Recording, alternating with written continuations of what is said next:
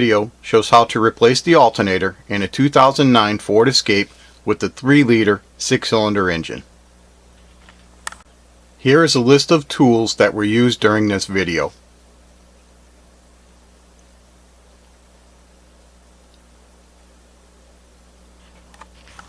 Safety first.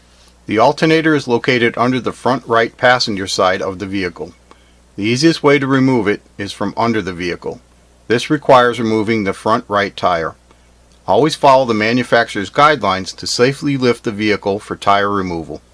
Use jack stands to support the vehicle before attempting the steps in this video.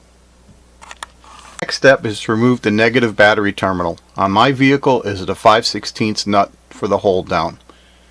As you loosen it, just be careful that you do not touch any metal or the positive side of the battery to avoid any type of shock.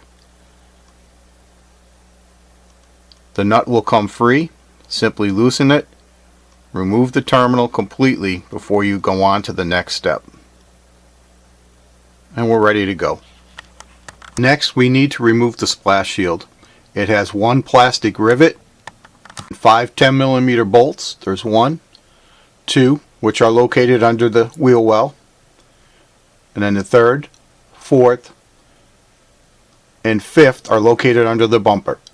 Once you remove the 5 bolts and the plastic fastener from the splash shield, it will drop right down and it will expose the drive belt, the AC compressor, and the alternator. Once the splash shield is removed, you're going to need to remove the drive belt. The tensioner, you have to use a 1/2-inch drive socket wrench, or you can use an adapter as long as you can get a 1/2 inch into that center of the tensioner. And I'll show you, it's right there, that square hole. Once you put it in, you use your wrench to just release the tensioner. Okay. Once you remove the belt, you're going to want to inspect it, and as I see on mine, it's got a crack running about 4 inches right down the center. So we're going to have to replace this belt. We'll order a new one when we order the alternator. For removing the belt, the next step will be to remove the AC compressor. You're going to see the AC compressor and the alternator. The AC compressor is bolted on with 3 13mm bolts, 2 on the bottom, 1 at the top right there, and you also need to remove that electrical clip. I'm going to use my 13mm wrench to remove these.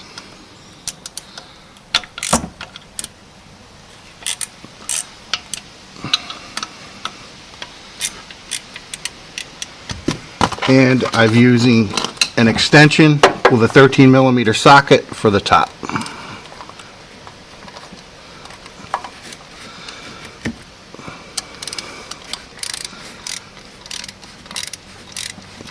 Once you remove those bolts, the whole AC unit is going to drop, so you need to have something to set it on.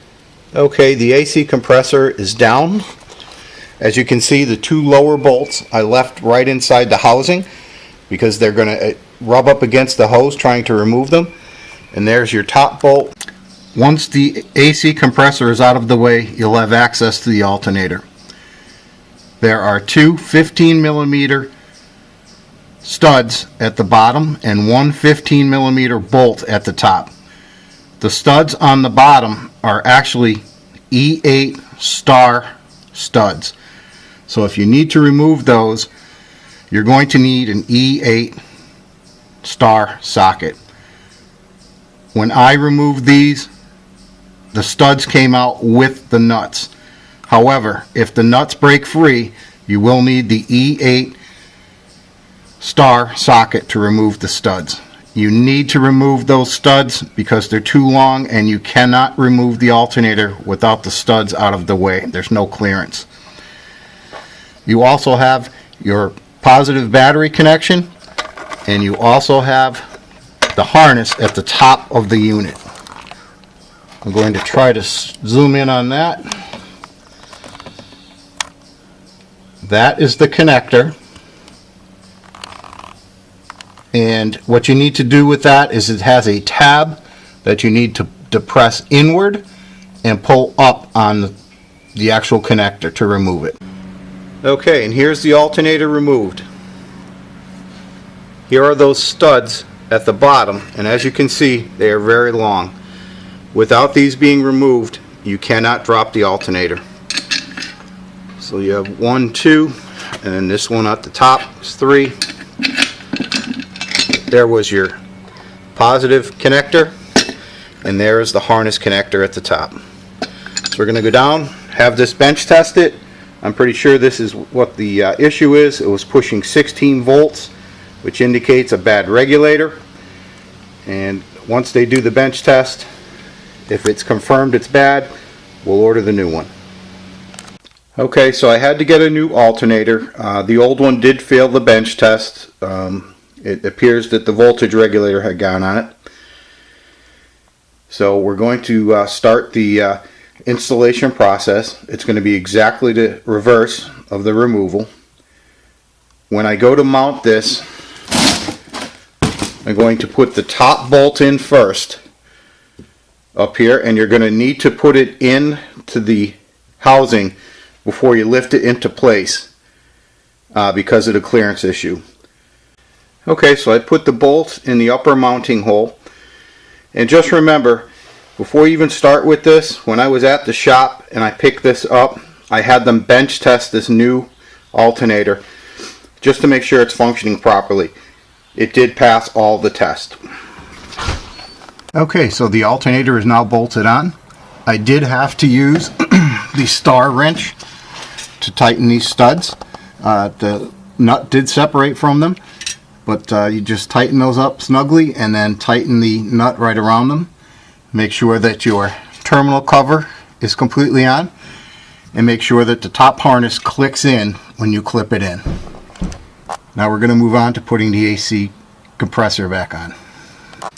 Okay, so I just finished bolting up the AC compressor using the 3 bolts we removed earlier. Just make sure that you attach your electrical harness. Okay, so we're going to get ready to attach our new drive belt. You use your wrench to just release the tensioner. Okay, it's that easy. And you slip the belt over.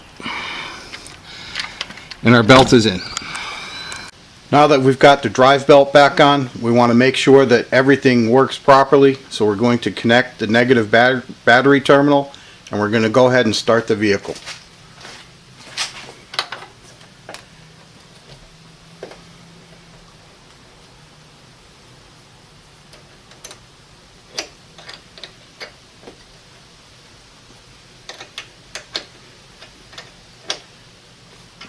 This will save us time before we put the splash shield on, just to make sure that everything is working properly.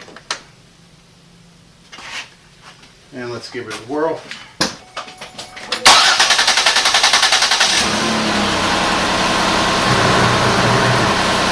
Okay, everything looks good. The light is off. It appears that the alternator and the belts are functioning properly. This is no longer lit, so we should be safe to put the splash guard back on. We're ready to reattach the splash guard. Lift it into place, align the holes, insert your plastic rivet, and insert the 5 10mm bolts. Congratulations, you have just completed the alternator installation.